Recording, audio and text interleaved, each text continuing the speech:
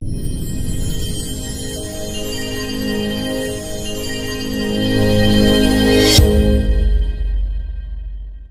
विद्यार्थियों, आप सभी का आपके अपने YouTube चैनल पर स्वागत है।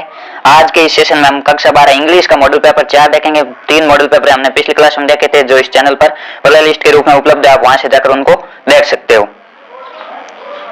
यहाँ पर आपके लिए कुछ सामान्य निर्देश दिए गए हैं, ये आप पीडीएफ से पढ़ लेना और हम अपना सेशन शुरू करते हैं। इसमें आपका जो सेक्शन ए है वो अनसीन पैसेज से संबंधित रहने वाला है। इसमें 2 पैसेज पूछे जाएंगे, एक 9 नंबर का और एक 6 नंबर का। पहला पैसेज है वो 9 नंबर का रहने वाला है और आपको पैसेज समझकर उसका अर्थ समझकर फिर उसके प्रश्नों के उत्तर देना है। ये 9 नंबर लाने बहुत ही ईजी होता है। इसमें है passage, What is it that enables some people to gain whatever goal they set for themselves while others do not succeed? यानी कि ऐसा क्या है जो कुछ लोग हैं वो अपने उद्देश्य प्राप्त कर लेते हैं और कुछ उसमें असफल होते हैं या सफल नहीं होते हैं। What makes some men winners in the gold and others the loser? यानी कि ऐसी कौन सी चीज है जो कुछ लोगों को इस संसार में विजेता बनाती है और कुछ लोगों को है वो हराती है। If you want to win, we must find the right answer to it. Very important question. यदि हम जीतना चाहते हैं तो हमें इस अति महत्वपूर्ण प्रश्न का उत्तर खोजना होगा कि ऐसी कौन सी चीज है जिसके कारण कुछ लोग जीत जाते हैं जबकि अन्य लोग है वो हार जाते हैं। आर देयर सर्टेन क्वालिटीज और techniques which a person can use to achieve success regardless of his goal? यानी कि ऐसी कौन सी निश्चित तकनीक है या ऐसी कौन सी गुण है जो किसी व्यक्ति को निश्चित सफलता प्राप्त करने में सहायता करते हैं। To confirm This we must carefully study the lives of successful men of the past as well as the present day. इसको कंफर्म करने के लिए, इसको निश्चित करने के लिए हमें जो इतिहास में महान लोग हुए और जो वर्तमान में भी महान कार्य कर रहे हैं उनकी लाइफ है उनकी स्टडी करनी पड़ेगी। यानी कि उन्होंने जीवन में किस प्रकार सफलता हासिल की है, उन्होंने कौन कौन से कार्य किए।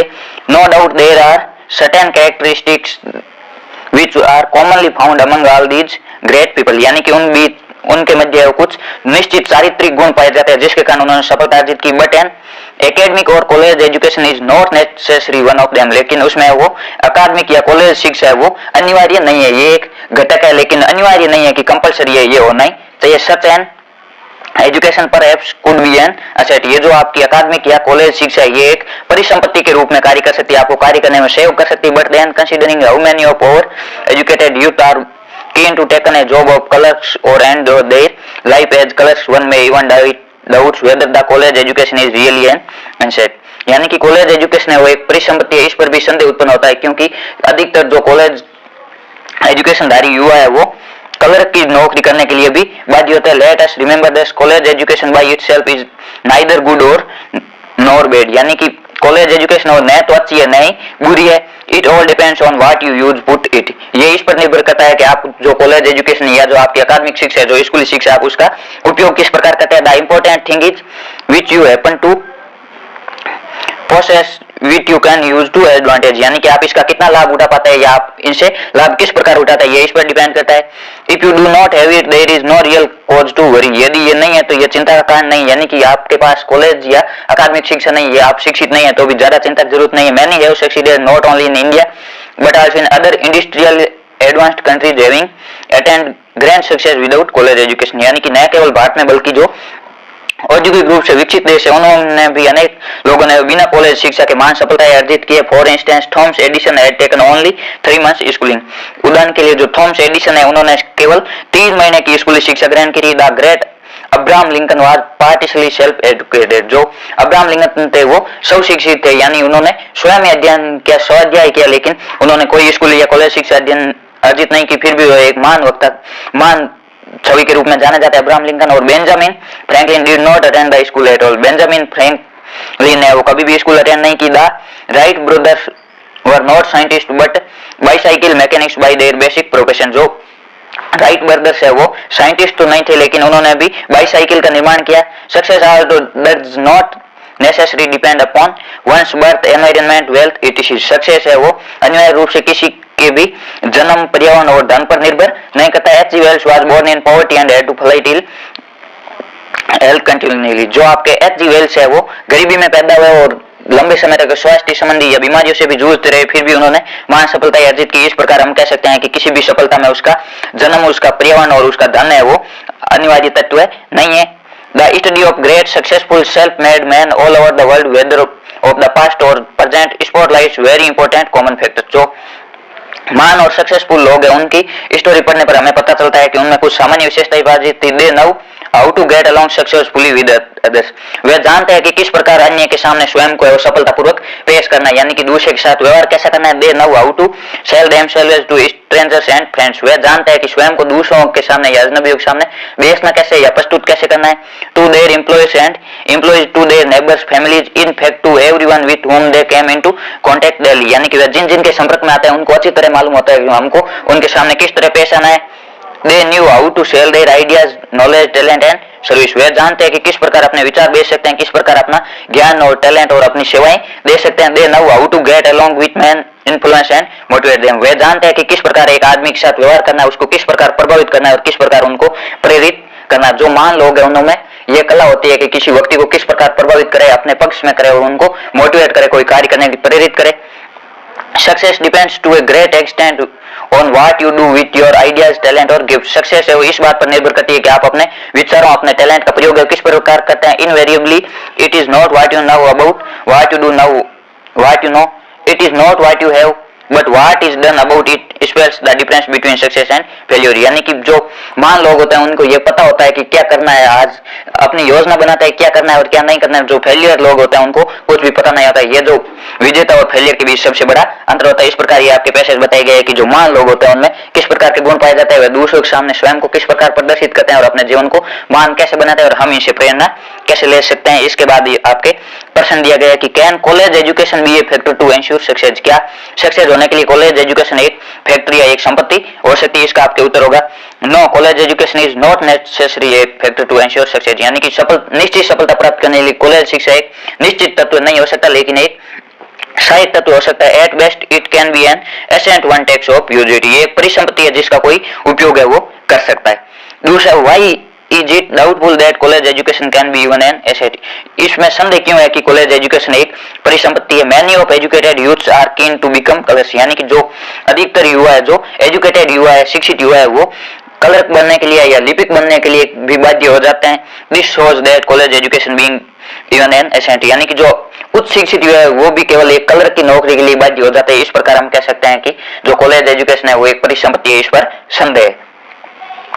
आगे तीसरा है, does success depend on external factors. जो सक्सेस है वो बाहरी तत्वों पर निर्भर करती है क्या। इसका होगा no, success does not depend on external factors such as birth, environment, wealth, etc. नहीं, जो सफलता है वो बाहरी तत्वों पर निर्भर नहीं करती है, जैसे कि जन्म है, पर्यावरण है, धन है, इस पर सफलता निर्भर नहीं करती। जो आज तक अधिकतर सफल लोग हुए वो निर्धन परिवारों से या जो गरीबी का वातावरण है उसे निकल कर आए हैं। आगे चौथा प्रश्न है, which is the most important factors behind a man success. एक आदमी की सक्सेस के पीछे सबसे महत्वपूर्ण फैक्टर या सबसे महत्वपूर्ण तथ्य कौन सा होता है। The most important factor behind a man success is ability to get along successfully with others. उसका किसी दूसरे के सामने पेश आना या दूसरे के साथ व्यवहार करने की जो एबिलिटी, जो योग्यता है, वही किसी व्यक्ति के सफल होने के पीछे सबसे बड़ा कारण होता है। पांचवा, how can one's ideas, talent और gift contribute to one success. किसी भी व्यक्ति का आइडिया, टैलेंट और जो गिफ्ट है वो किसी व्यक्ति को सफलता में किस प्रकार सहायता कर सकता है। इसका आपका उत्तर होगा one can make use of one's ideas, talent और gifts to win people and inspire them. कोई भी व्यक्ति अपने आइडिया और टैलेंट का प्रयोग करके किसी भी व्यक्ति को जी सकता है या उसे इंस्पायर यानी प्रेरित कर सकता है। आगे छठा प्रश्न है, do you think that the qualities of head and heart alone can make a successful man. क्या आप मानते हैं किसी भी व्यक्ति की जो मानसिक स्थिति है वो उसको एक सक्सेसफुल मैन बनाती है। Yes, I think so. Success is not necessary depend on one's birth, environment और वेल्थ। यानी कि जो किसी भी व्यक्ति के मन की स्थिति है, जो मन है, वही उसे सबसे बड़ा सक्सेसफुल बनाता है, क्योंकि जो सक्सेस है वो जन्म, पर्यावरण और धन पर निर्भर नहीं करती। ये व्यक्ति के विचारों, उसकी टैलेंट पर निर्भर करता है, वह अपने विचारों का प्रयोग किस प्रकार करता है। इस प्रकार आपके ये 6 प्रश्न है वो भाषा से पूछे जाएंगे, यानी कि आपको इसका उत्तर है वो लिखना है, और 3 प्रश्न है वो वोकैब से संबंधित होंगे। इसमें आपके वर्ड पूछे होंगे जिसमें आपको सिमिलर वर्ड है वो ढूंढना है। इसमें 7वां है एम का अर्थ होता है उद्देश्य। आपको इसमें वो वर्ड ढूंढना है जिसका अर्थ होता है उद्देश्य। इसका आपके होगा गोल, गोल का अर्थ भी उद्देश्य होता है। और 8 है अचीव्ड, अचीव्ड का अर्थ होता है प्राप्त होना। इसका भी आपको समानार्थी शब्द ढूंढना है। ऐसा कौन सा शब्द है इस पैसेज में जिसका अर्थ होता है प्राप्त होना। इसमें होगा अटेंड यानी प्राप्त होना। इसमें भी आपके अटेंड सही होगा। और आगे 9वां प्रश्न है इफेक्ट, इफेक्ट का अर्थ होता है प्रभाव डालना, और प्रभाव डालना का आपके होगा इन्फ्लुएंस। इस प्रकार आपके ये पैसे से 9 प्रश्न है वो पूछे जाएंगे, 6 प्रश्न भाषा से और 3 वोकैब के। ये वोकैब के क्वेश्चन है आपको थोड़ा समझ कर करना है। इसमें है वो अधिकतर बच्चों के प्रॉब्लम आती है, तो आप पैसेज के इंडियन वाला समझोगे तो आपको आराम से ये समझ में आ जाएंगे। और ये जो आपके 9 नंबर है वो लाने बहुत ईजी है। और आगे आपका दूसरा प्रश्न है वो भी पैसे संबंधित है, इसमें आपके 6 प्रश्न है वो पूछे जाएंगे। इसमें आपके छोटा पैसे जो वो दिया होगा, इसमें लिखा हुआ है every moment of life is precious, यानी जीवन का हर क्षण है वो कीमती है। Time is the essence of life, समय है वो सबसे बड़ा मूल्यवान है, या समय जीवन की सबसे बड़ी संपत्ति है। It is the wealth given to us by nature, ये वह संपत्ति है जो हमें प्रकृति ने प्रदान किया। समय हमें प्रकृति ने प्रदान किया। Every day of all us gate 20 hours, प्रत्येक दिन हम सभी को 24 घंटे मिलते हैं। नथिंग लेस नथिंग मोर, किसी को भी कम नहीं मिलते और किसी को भी अधिक नहीं मिलते। Now it is up to us how we use it, ये हमारे पर निर्भर करता है कि हम इसका उपयोग किस प्रकार करते हैं। People who know how to make the best use of every moment easily open the doors of success in their lives and those who misuse time gets failure one after the other, जो लोग जानते हैं कि समय के प्रत्येक क्षण का उपयोग आसानी से अच्छी तरह से किस प्रकार करना है, वो आसानी से अपनी सफलता के दरवाजे खोलते हैं। जो इसका मिसयूज करते हैं, समय का दुरुपयोग करते हैं, वो एक के बाद एक है वो लगातार असफलताएं प्राप्त करते हैं। ये जो आपके पैसेज है वो समय के महत्व समझते हैं, ये आप पढ़ लेना। आपके जो पैराग्राफ है इसमें भी आपके टाइम वैल्यू ऑफ टाइम का पैराग्राफ पूछा जाता है, इसमें भी आप ये लाइनें लिख सकते हो। ये आपके थोड़ा इजी होता है लिखने में, और वैल्यू ऑफ टाइम है ये आपके पैसे जो समझने में भी आसान है। इसमें there is saying that spent time and spent words can not come back, यानी कि एक कहावत भी है कि बीता हुआ समय और बीता हुआ शब्द कभी वापस नहीं आते। Everybody is tied by the limits of time, प्रत्येक है वो अपने समय के बंधन से बंधा हुआ। Even God respects the boundaries of time, यहाँ तक कि भगवान भी है जो समय की सीमा है उसका आदर करते हैं। Work win aspiration only when it gets completed in a requested time frame, कोई भी कार्य वो उपयोगी तभी होता है जब वह निश्चित समय सीमा में पूरा होता है। Beyond the time allotted work less all its utility, however good may have been it is quality, कोई भी कार्य है वो चाहे क्वालिटी में कितना भी अच्छा हो, लेकिन वह समय सीमा के बाद पूरा होता है तो उसकी जो गुणवत्ता है वो कम हो जाती है, तो उसकी वैल्यू नहीं रहती है। Just as falling of rains after the crop have dried up have no use, जिस प्रकार है वो फसल जल जाने के बाद बारिश होने का कोई फायदा नहीं होता, उसी प्रकार समय है वो चले जाने के बाद कार्य कोई उपयोगिता नहीं रहती। Likewise when the time was past the deadline, यानी जब समय सीमा समाप्त हो जाती है उसके बाद the work slot is importance and value, उसके बाद जो कोई भी कार्य होता है समय सीमा समाप्त होने के बाद कोई भी कार्य होता है अपना महत्व और मूल्य खो देता है। When iron is hot, it can be cast into whichever shape we want, जब लोहा गर्म होता है तो हम उसको किसी भी आकार में डाल सकते हैं। Once it gets cold, nothing can be made out of it, एक बार ये ठंडा होने के बाद फिर हम इनको किसी भी वस्तु में नहीं डाल सकते। However much we may beat the sun, इसी प्रकार हम भी समय के हम चाहे उस लोहे को भलाई कितना ही पीटे फिर भी नए आकार नहीं दे सकते। In the same way a person who has learn to wisely use his time and understood how to cast himself according to the need of the time has actually learn the life true mantra of life, यानी कि कोई भी व्यक्ति वह जानता है कि हमें समय का उपयोग किस प्रकार करना है, अपने दिन में कौन कौन से कार्य करना है और अपनी योजना बनाकर कार्य करता है, तो वह जीवन का वास्तविक या सत्य मंत्र है वो जानता है।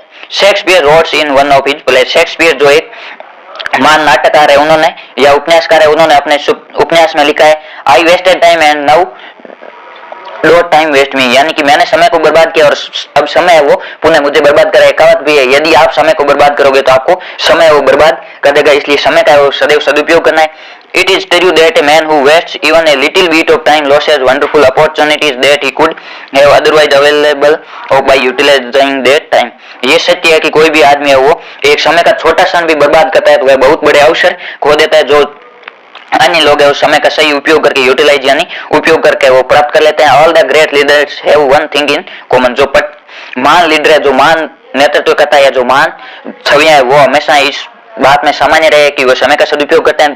दे wisely utilize every moment of their time, वे अपने समय का जो प्रत्येक क्षण होता है उसका बुद्धिमत्तापूर्ण उपयोग करते हैं। When other peoples are busy investing time in laziness, great people are busy in making plans for the future, जब है वो अन्य लोग आलसी में अपना समय बर्बाद करने में लगे होते हैं तब महान लोग अपने फ्यूचर प्लान बनाने अपने भविष्य की योजना बनाने में लगे रहते हैं। There is no person in history who waste his time and still manage to achieve greatness, इतिहास में ऐसा कोई भी आदमी नहीं है जिसने समय को बर्बाद किया और महान उपलब्धि प्राप्त की हो।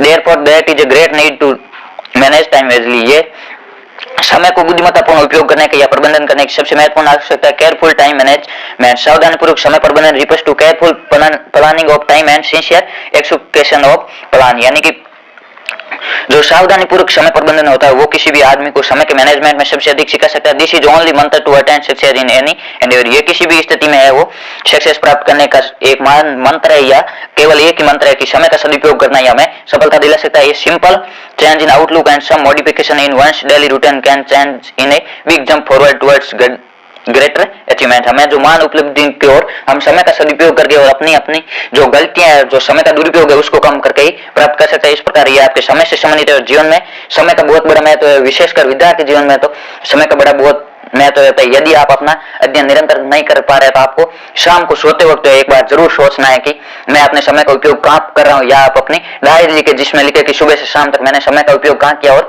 फिर उसमें नोटिस करें कि आपने समय का दुरुपयोग कहाँ पर किया और अगले दिन उसमें सुधार करने का प्रयास किया। इससे आपको बहुत फायदा होगा। ये जो आपके पैसे जो लाइफ में यूज करने योग्य है। इसमें आपके सबसे पहले what is the essence of life, जो समय जीवन की संपत्ति क्या है। इसमें the essence of life is time, जो जीवन की संपत्ति है वो टाइम है। It is a precious wealth given to us by nature, ये एक मूल्यवान संपत्ति है जो हमें प्रकृति ने प्रदान की है। दूसरे what kind of work it's losses utility, कोई भी कार्य ऐसा कौन सा कार्य जो अपनी उपयोगिता खो देता है या अपनी वैल्यू कम कर देते हैं। Work that is not completed within the request time framework loses its utility no matter how good its quality may bite be, यानी कोई भी कार्य जिसकी गुणवत्ता कितनी भी अच्छी लेकिन वो समय सीमा के भीतर पूरा नहीं होता है, वह अपनी गुणवत्ता खो देता है, अपनी उपयोगिता भी खो देता है, उसका कोई महत्व नहीं रहता है। जिस प्रकार फसल जल जाने के बाद बारिश होने का कोई भी महत्व नहीं होता है।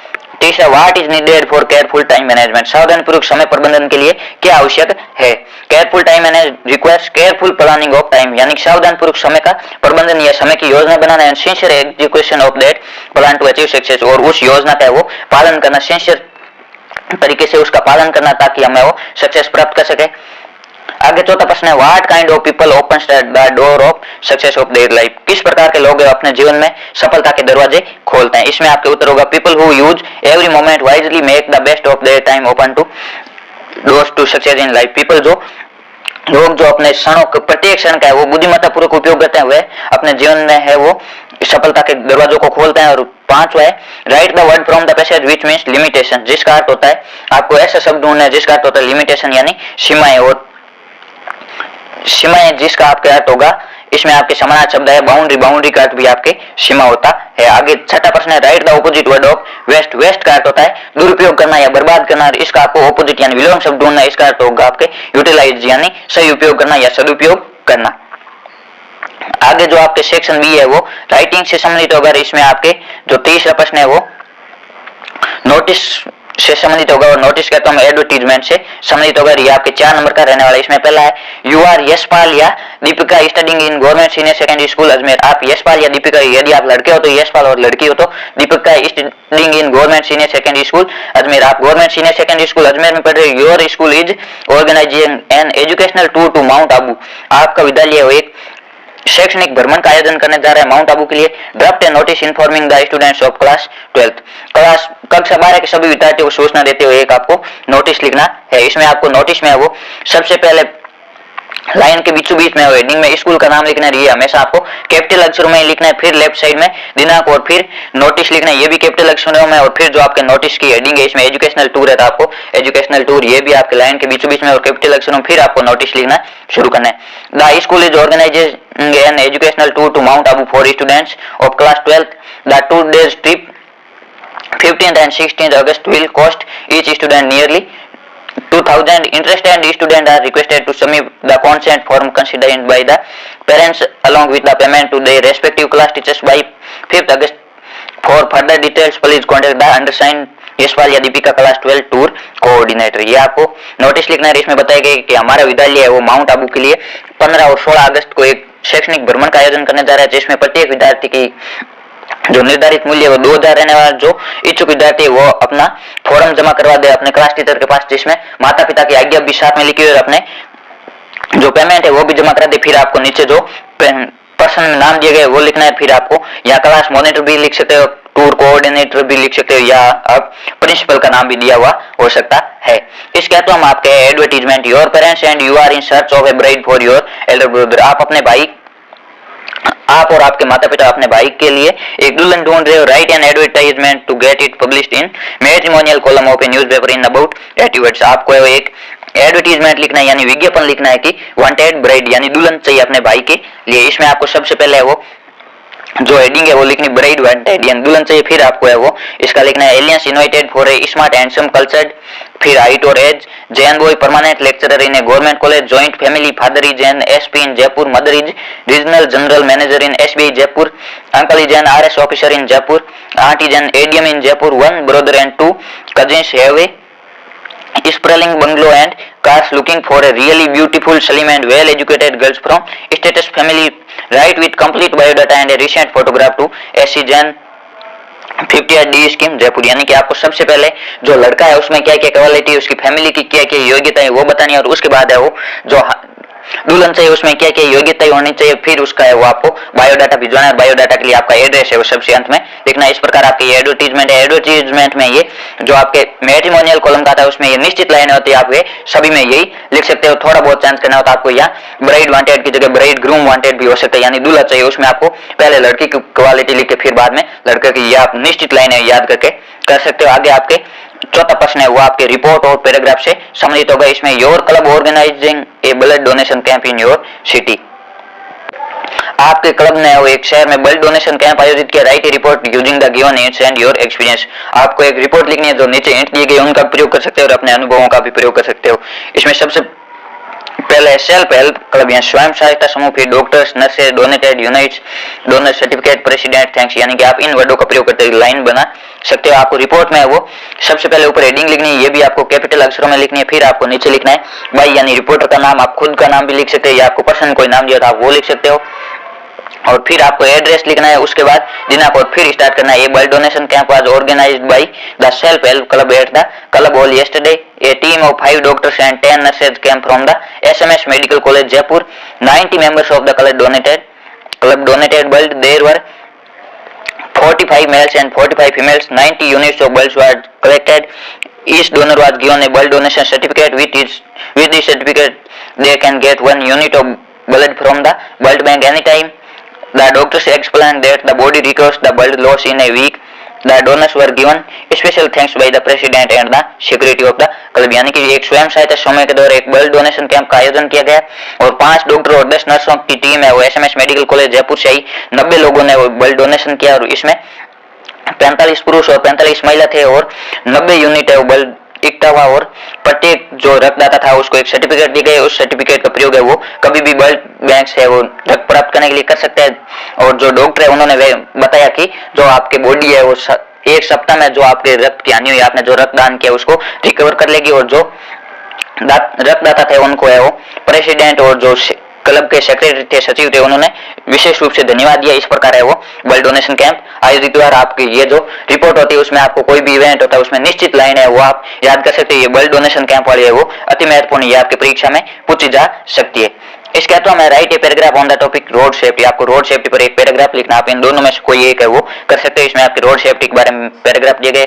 और लाइफ इज वेरी प्रीशियस, यानी हमारा जीवन बहुत मूल्यवान है। We should save it from casualties, हम इससे सावधानी पूर्वक बचा सकते हैं। We should also teach our youngster how to be safe from road accident, हमें वो अपने बड़े लोगों से भी सुनते हैं या सीखते हैं कि किस प्रकार है वो सड़क दुर्घटनाओं से बचा जा सकता है। There are some important things which we can keep in our mind to avoid road accident, यहाँ पर कुछ तथ्य या कुछ चीजें जिनका उपयोग करके हम है वो सड़क दुर्घटनाओं को कम कर सकते हैं। The school going children should be taught that the rules of the road, जो विद्यालय जा रहे विद्यार्थी उनको जो आपके सड़क सुरक्षा के नियम वो सिखाए जाने चाहिए। If they are going to cross a road they should cross it to a zebra line, यदि वह सड़क क्रॉस करते हैं तो उनको जेब्रा लाइन से क्रॉस करना चाहिए। इफ दे क्लाइंब ए बस they should cooperate with other children, यदि वह बस में चढ़कर आते हैं तो वह एक दूसरे के साथ सहयोग करके या कोऑपरेट करके दूसरे बच्चों के साथ चढ़े।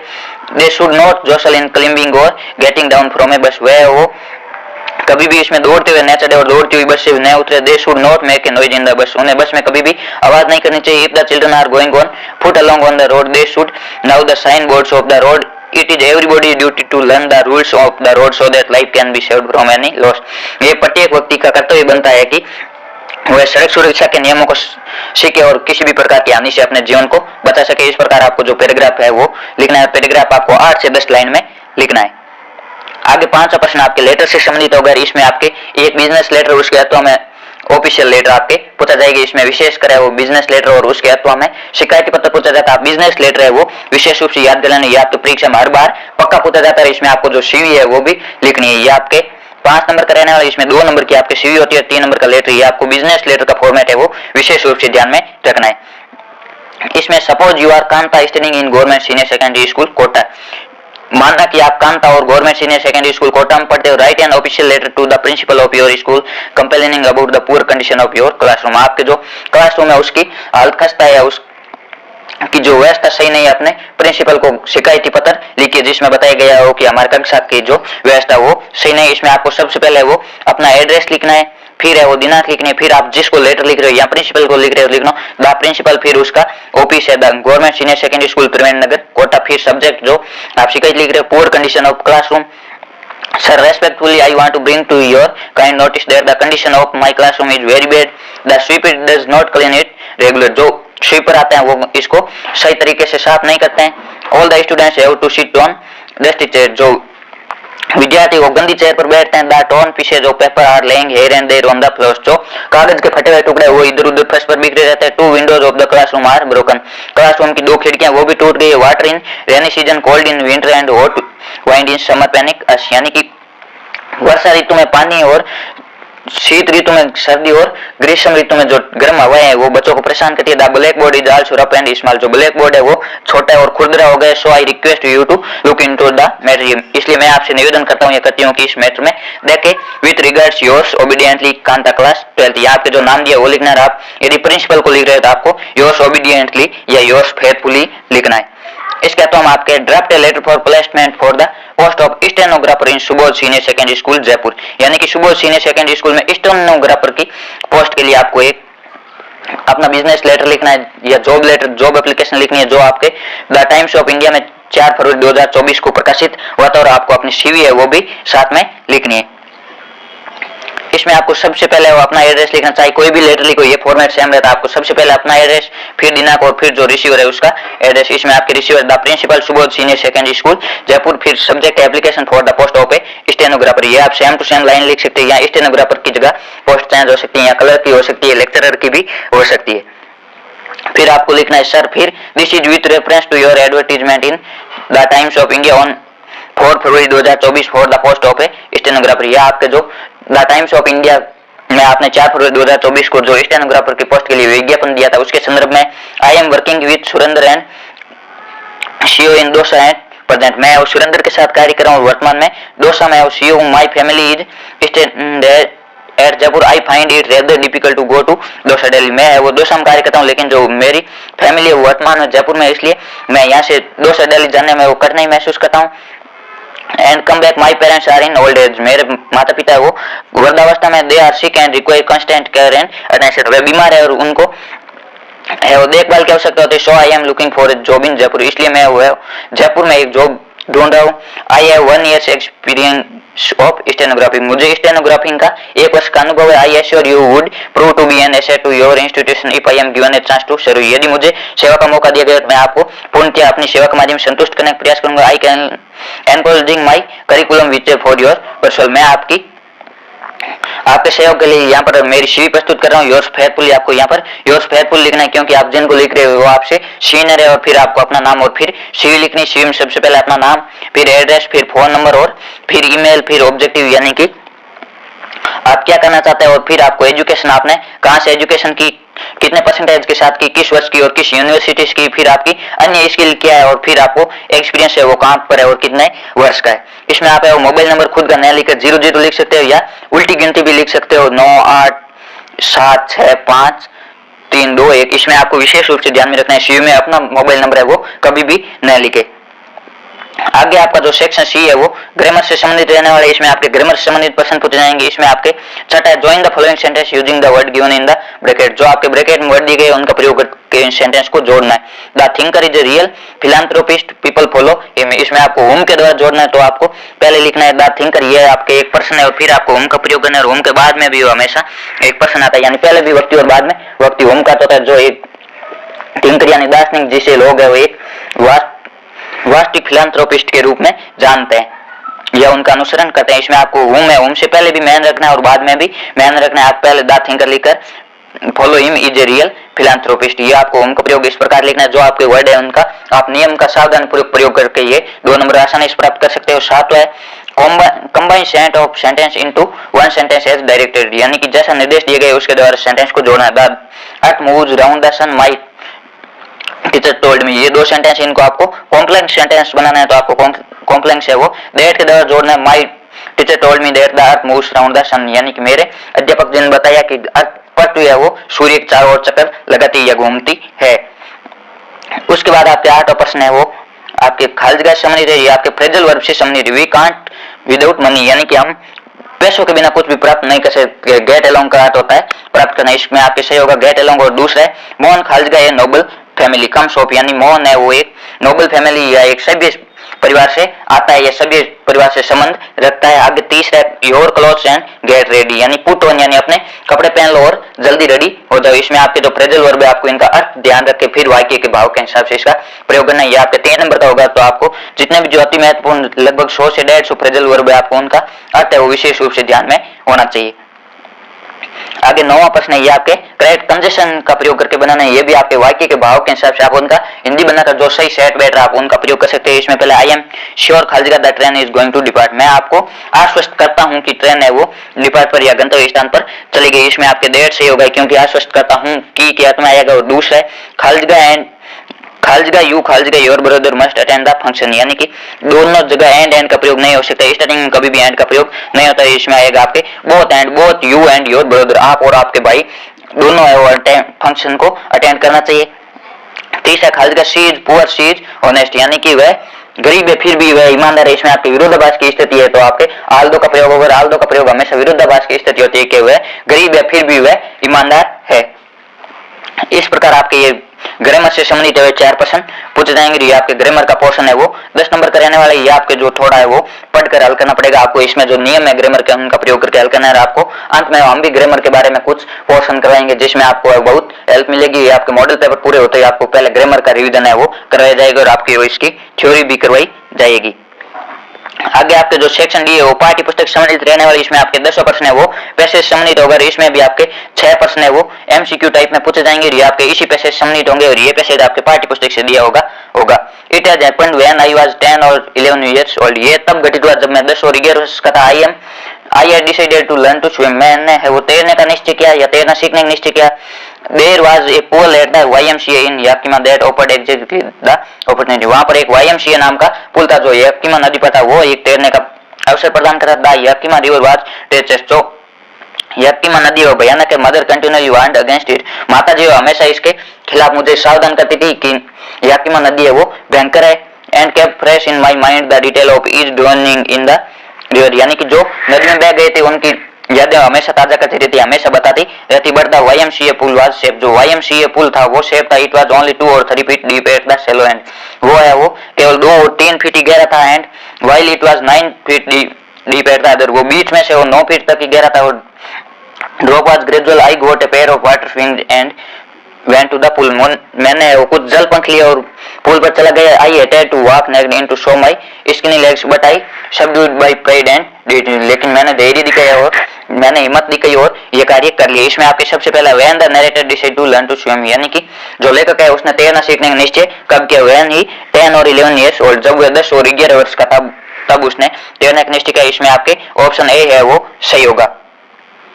इसमें दूसरा what did the narrator go to learn to swim, जो लेखक है वो तैरना सीखने के लिए कहां जाता था? वो YMCA पुल पर जाता था। इसमें आपके ऑप्शन बी है वो सही होगा। आगे तीसरा प्रश्न है what did the narrator's mother continually want the narrator against, जो नरेटर यानी लेखक की माता थी वो हमेशा उसको किसके बारे में चेतावनी देती थी कि याकिमा रिवर वाज ट्रेचर, जो याकिमा रिवर है वो भयंकर है या गहरी अधिक है, ये खतरनाक है। इसमें आपके ऑप्शन बी है वो सही होगा। आगे चौथा प्रश्न है what was the depth of the YMCA पुल, जो YMCA पुल था उसकी गहराई क्या थी? उसकी गहराई है वो 9 फीट यानी 9 फीट तक थी और जो किनारों से वो 2 या 3 फीट गहराई था।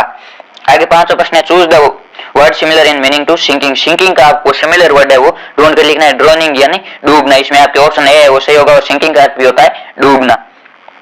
आगे छठा प्रश्न है choose the word opposite in meaning to shallow, shallow का आपको ऑपोजिट है वो ढूंढ कर लिखना है। सेलो का अर्थ होता है उतला यानी कम गहरा और जो डीप है इसका अर्थ होता है गहरा। इसमें आपके ऑप्शन सी है वो सही होगा। इस प्रकार आपके ये पैसे से 6 प्रश्न पूछे जाएंगे। ये 6 प्रश्न है वो बहुत इजी होते हैं, आपको केवल देख कर इस पैसे से इसके उत्तर लिखना है। या आपके जो बच्चे फेल होने कगार पर है या इंग्लिश जिन विद्यार्थियों की कमजोर है उनमें ये 6 नंबर है वो बहुत सहायता करते हैं, ये आपके पूरा 1% बढ़ाते हैं। उसके बाद आपके 11 प्रश्न है ये पाठ्य पुस्तक सम्मिलित होगा। Answer any of the following question in about 60 word, आपको 60 वर्ड में इसका उत्तर देना है। इन दोनों में से किसी एक और, ये भी आपके 3 नंबर का रहने वाला है। इसमें mention the hazard of working in the glass bangles industry, यानी कि जो ग्लास बेंगल्स इंडस्ट्री है उसमें कार्य करने के जो दुष्प्रभाव या नुकसान क्या है उसके बताना या उसकी हानियां क्या है, यह आपके अति महत्वपूर्ण प्रश्न है, यह आपके परीक्षा में पूछा जा सकता है। Working in the glass industry as shown in lost spring, जैसा कि लॉस्ट स्प्रिंग लेसन में बताया गया है कि ग्लास बेंगल्स इंडस्ट्री में काम करने का अनेक हानियां, जैसे कि children suffer from eye damage, skin burns, respiratory issue due to glass dust and risk of blindness from poor lighting, यानी कि बच्चे है वो आंखों से क्षतिग्रस्त हो जाते हैं, उनकी त्वचा है वो जल जाती है, और जो ग्लास की डस्ट होती है उसके कारण है वो, और जो पुअर लाइटिंग कम लाइट होती है उसके कारण भी आंखों की रोशनी चली जाती है, वो अंधे हो जाते हैं। द ऑपरेसिव वर्किंग कंडीशन है lack of protective gear trap them in cycle of poverty and ill health, ये उनको गरीबी और बीमारी की ओर धकेलता है। रनिंग डे चाइल्डहुड, उनका वो बचपन भी नष्ट कर देता है। जो ग्लास की बेंगल्स की इंडस्ट्री होती है उसमें लोग है वो अपनी आंखें भी खो देते हैं अपनी उम्र से पहले भी, और लोग बच्चों का बचपन है वो खो जाता है और वो अनेक बीमारियों से ग्रस्त हो जाते हैं। इसके तो हम आपके what did Gandhi do about the cultural and social backwardness of the Champaran village at that time, यानी गांधी जी ने उस समय चंपारण गांव के सांस्कृतिक और सामाजिक पिछड़ेपन को दूर करने के लिए क्या किया। For this Gandhi appealed to teachers, इसके लिए गांधी जी ने वो टीचर्सों से अपील की या निवेदन किया। Mahadev Desai and Narhari Parikh with their wives volunteered for work, उन्होंने महादेव देसाई और नरहरि पारिक और उनकी पत्नियों ने वो इस कार्य के लिए स्वेच्छापूर्वक अपील की, यानी कि आप ये कार्य करो, उन्होंने स्वेच्छापूर्वक कार्य करने की अनुमति दी। His son Devdas and the wife of Gandhi Kasturba also came, there primary schools were opened in school, Gandhi ji का पुत्र देवदास और गांधी जी की श्रीमती पत्नी जो कस्तूरबा गांधी थी वो भी वहां पर आ गए थे, और गांव में 6 गांव में प्राथमिक विद्यालय खोले गए। Kasturba taught the rules on personal cleanliness and community sanitation. Gandhi got a doctor to volunteer his service for 6 months. Kasturba Gandhi ने वो लोगों को बताया कि किस प्रकार है वो सार्वजनिक और व्यक्तिगत स्वच्छता रखी जा सकती है और जो समुदाय की स्वच्छता रखी जाती है, और गांधी जी ने एक डॉक्टर को भी है वो स्वेच्छा से वहां पर 6 महीने के लिए लगाया। जो डॉक्टर था वो भी अपनी स्वेच्छा से कार्य कर रहा था, वॉलंटियर के रूप में कार्य कर रहा था। इस प्रकार गांधी जी ने वहां का सांस्कृतिक और सामाजिक पिछड़ेपन को दूर करने के लिए विद्यालय खोले, लोगों को स्वच्छता का महत्व समझाया और एक डॉक्टर की नियुक्ति भी की। ये भी आपके अति महत्वपूर्ण प्रश्न है, ये भी आपके परीक्षा में पूछा जा सकता है। आपको ये विशेष रूप से ध्यान में रखना है। आपके जो प्रश्न होता है इसका उत्तर आपको समझ कर लिखना है। पहले आपको इनका उत्तर होता है, इनका हिंदी में उत्तर बनाना, फिर आप इसको समझ कर वो लिख सकते हो।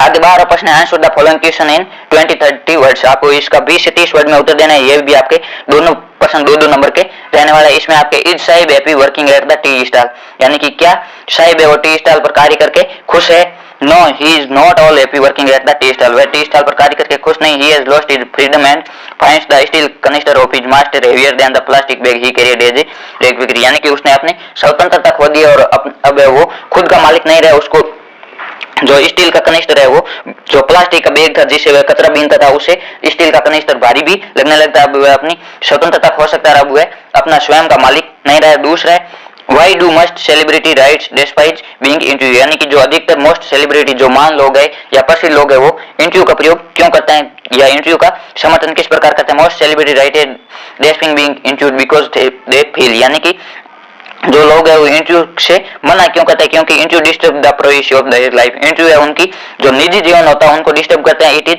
इमोरल, यानी कि ये अनैतिक, और it is crime to reveal someone's personal life secrets, यानी कि ये किसी भी जीवन के जो निजी गुण होते हैं या निजी गुप्त रहस्य होते हैं उनको बाहर लाने के लिए एक क्राइम करता है। यानी कि जो मोस्ट सेलिब्रिटी है वो इस इंटरव्यू का विरोध इसलिए करता है क्योंकि जो इंटरव्यू है। आगे आपके दूसरा प्रश्न है why do most celebrity writers despise being interview, यानी कि जो मोस्ट सेलिब्रिटी अधिकतर लोग है वो इंटरव्यू से घबराते क्या है या इंटरव्यू को विरोध क्यों करता है। इसमें आपके सबसे पहले interview disturbs their the privacy of their life, interview है उनकी जो निजी जीवन होता है उनको डिस्टर्ब करता है, उनको बाधित करता है। इट इज इमोरल, इंटरव्यू अनैतिक होता है, उसमें नैतिकता नाम की कोई चीज नहीं थी। तीसरा है it is a crime to reveal someone's personal life secrets, ये किसी के निजी जीवन के जो रहस्य होता है उनको लोगों के सामने लाने का एक तरीका इस प्रकार है, उन पर क्राइम किया जाता है या उन पर अत्याचार किया जाता है, उनका जो पर्सनल लाइफ होती है उसमें इंटरफेयर किया जाता है, इस कारण वो इंटरव्यू का विरोध करते हैं। आगे आपके 13 प्रश्न है वो रेफरेंस टू कॉन्टेस्ट, यानी इसमें आपको इंग्लिश में एक्सप्लेन करनी है। आपके 5 नंबर का रहने वाले। इसमें आपके 2 पोइमों से कोई 2 स्टेंजा दिए होंगे। इसमें आपको सबसे पहले एक्सप्लेनेशन, सबसे पहले कॉन्टेस्ट लिखना है, यानी कि ये कहां से लिए गए, इसके राइटर कौन है। फिर आपको इसकी एक्सप्लेनेशन लिखनी है और फिर ये आपके 5 नंबर का रहने वाला है। इसमें पहला है now we will count to 12 and we will keep it still for once on the face of the earth, let's not speak in any language, let's stop for 1 second and not move over I am so much. इसका आपके reference होगा these are opening lines of Pablo Neruda's poem keeping quiet. ये जो Pablo Neruda की poem keeping quiet है उसे लिए गए। इसका आपके कॉन्टेस्ट होगा, यानी इसमें आपके पर्सन किसके बारे में बताया गया, the poet is talking about keeping still and quiet counts to 12, यानी कि जो लेखक है उसने जब तक वह 12 गिनता है तब तक लोगों को शांत रहने के लिए कहा। और to him it will be an exotic moment when all be together in a strange situation. ये आश्चर्यजनक क्षण होगा जब कोई आदमी है वो एक साथ है, वो सभी शांत होंगे तो एक आश्चर्यजनक अनुभव होगा। इसकी एक्सप्लेनेशन होगी the poet apprehends the importance of keeping still and not speaking for a few moments, it would be an unusual moment when there will be no excited moments of man and no noise of engines. ये आश्चर्यजनक या अन्य क्षण होगा जिसमें कोई भी आवाज नहीं आएगी, कोई भी इंजन की आवाज नहीं होगी। There will be perfect silence all around, यानी कि प्रत्येक जगह वो पूर्ण शांति होगी। And we all will share an unusual experience, हमें वो असामान्य अनुभव करेंगे। It will be just moment for looking inwards, ये एक देखने के लिए अच्छा दृश्य होगा, यानी लोगों को कुछ समय के लिए वो शांत रहना चाहिए। इसमें शांत रहने के फायदे के बारे में बताए गए। इसके तो हम आपके and one did stop but only to plow up grass in using the yard to back and turn round, and another to ask the way to where it was bound, and another to ask could they sell it gallon of gas they could not crossly they had none did it see। ये जो आपके road side stand है उससे poem से लिए गए। इसका आपके रेफरेंस होगा these lines have been taken from Robert Frost poem. जो आपके रॉबर्ट फ्रॉस्ट की पोएम ये रोड साइड स्टैंड है उससे लिया गया। इसका आपके कॉन्टेस्ट होगा the poet feels pain to see the poor stand waiting for at least one car out of 1,000 cars to stop and ask about the prices of his goods. However, those which stop do so for other purposes than purchasing anything from him। यानी कि लेखक है वो इसको देखकर चिंता जाहिर करता है कि किस प्रकार एक रोड साइड स्टैंड होता है या जो एक गरीब की सड़क के किनारे दुकान होती है, एक स्टॉल होती है, उस पर लोग रुकते हैं लेकिन कुछ नहीं खरीदते। वो खरीदने के उद्देश्य से नहीं अन्य उद्देश्य से रुकते हैं, जैसे कि रास्ता पूछना या गैस के लिए पूछना। इसके आपके एक्सप्लेनेशन होगी the poet says that sometimes a car stop to use the yard to back and turn around, यानी कुछ समय के लिए वहां कारें रुकती है फिर टर्न लेके वहां से वापस चली जाती है। Another stops to ask about the route it should be take to reach it destination. अन्य है वो दूसरा इसलिए रुकता है कि ये रास्ता उसको उसके गंतव्य स्थान तक पहुंचा देगा, या ये पूछता है कि ये रास्ता कहां जाएगा। Still another to ask if they would sell it top a gallon of gas, यानी अन्य पूछता है क्या वहां पर गैस मिलेगी। They which they did not do ironically none stop to buy the stand on thing, यानी कि कोई भी है वो उसकी वस्तु खरीदने के लिए नहीं रुकता है, अपने दूसरे उद्देश्यों के लिए रुकता है। इस प्रकार लेखक है जो गरीब स्टॉल वाला है उसकी चिंता जाहिर करता है कि उससे कोई भी वस्तु खरीद नहीं रुकता और अन्य कार्यों के लिए वहां पर रुकता है।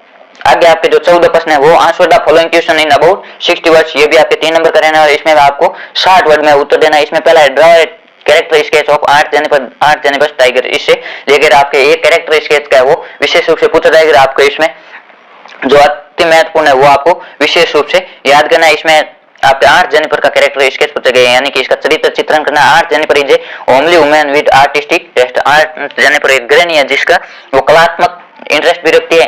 Her dominating cruel husband bullies her and keeps her frightened of him. वह अपने जो निर्दयी पति है उसे डरती है। She finds refuge in arts. वह अपनी कला में आनंद ढूंढती है। She embroiders life like tigers on her curtain. वह अपने पर्दे पर जो टाइगर की लाइफ होती है उसके बारे में जानना चाहती है। Tiger are symbol of freedom power and pride and fearlessness. जो टाइगर है वो स्वतंत्रता शक्ति गर्व और निर्भय का प्रतीक है। Aunt wishes to have these qualities for herself so that he may face her a like married life, यानी कि वह अपना जीवन है जो टाइगर की तरह जीना चाहती है और वह जो टाइगर में क्वालिटी वह स्वयं पर अपनाना चाहती है, लेकिन वह अपने जो नरक के समान वैवाहिक जीवन है उसको जीने के लिए बाध्य है। जो उस वैवाहिक जीवन है उसको नरक के समान जीवन जीने के लिए बाध्य किया। इसके अलावा हमें which things make us sad how is over sadness removed, यानी कि कौन सी वस्तु है जो हमें उदास करती है और इस उदासी को हम किस प्रकार हटा सकते हैं।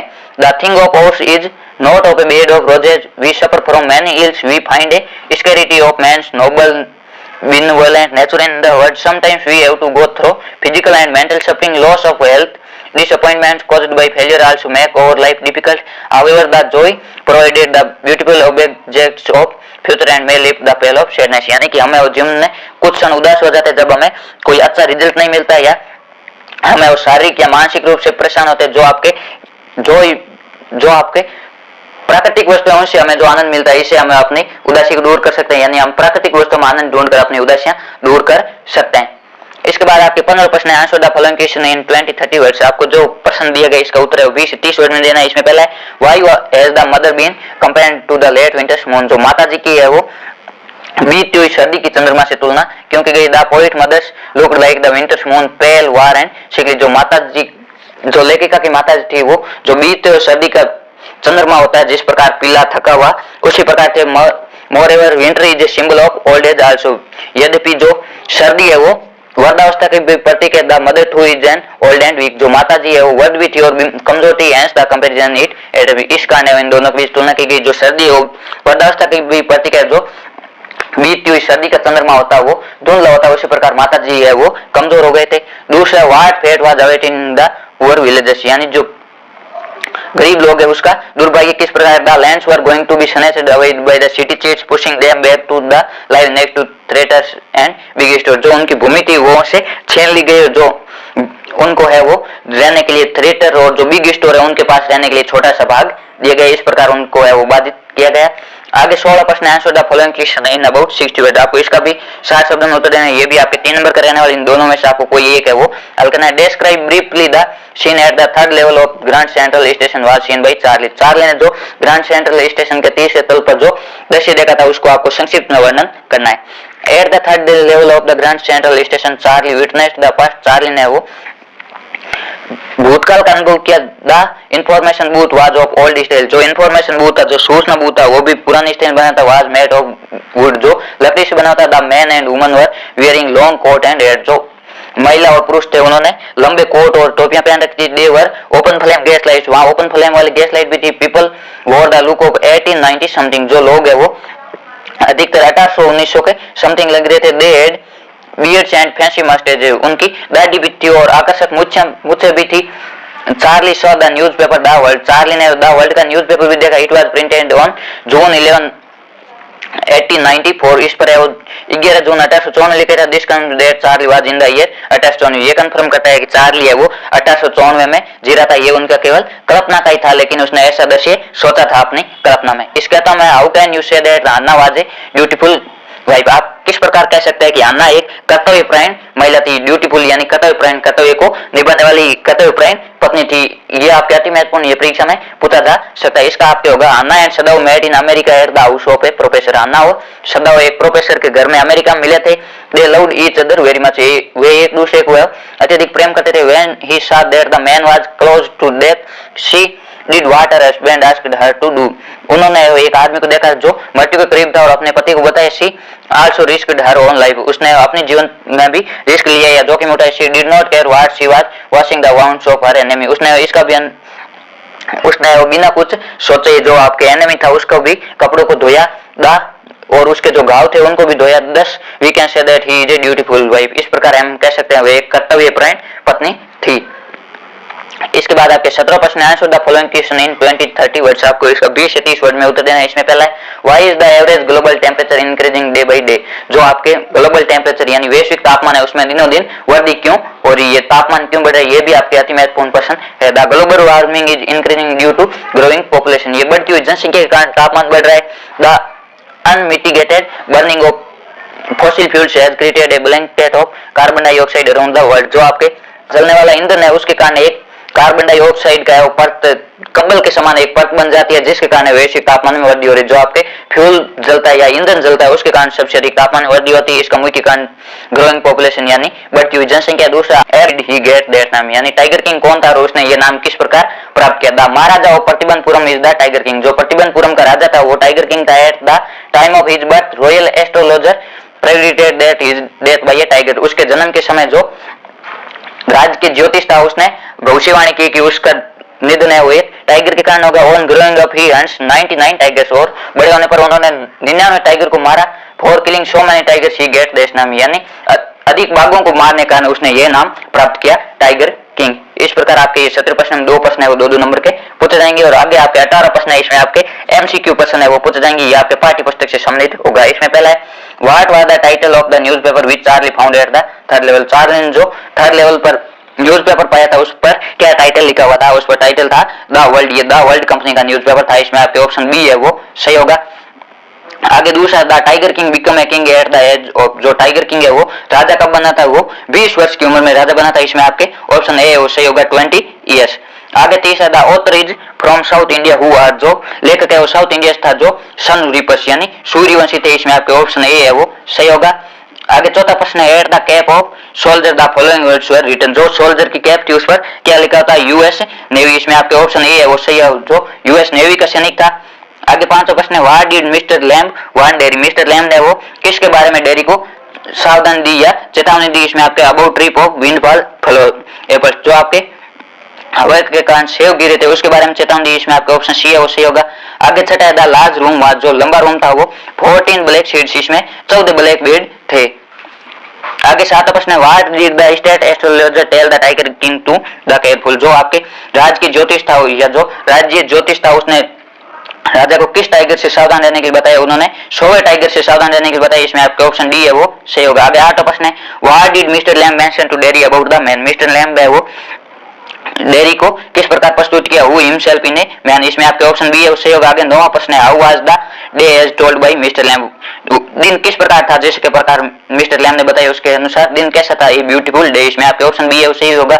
इस प्रकार आपके बोर्ड परीक्षा में 18 प्रश्न पूछे जाएंगे। ये आपके मॉडल पेपर में अति महत्वपूर्ण प्रश्न है जो आपकी परीक्षा में मील के पत्र साबित होंगे और आपको इसी चैनल पर कक्षा 10 और कक्षा 12 के सभी विषयों के 10-10 मॉडल पेपर हल करवाए जाएंगे। इसलिए हमारे साथ जुड़े रहे। चैनल पर नए चैनल को सब्सक्राइब करें, अपने दोस्तों के साथ भी शेयर करें और इन मॉडल पेपर की पीडीएफ आपको टेलीग्राम ग्रुप में मिल जाएगी। टेलीग्राम ग्रुप का लिंक है इस वीडियो के डिस्क्रिप्शन में दिया गया, आप वहां से टेलीग्राम ग्रुप ज्वाइन कर पीडीएफ प्राप्त कर सकते हो।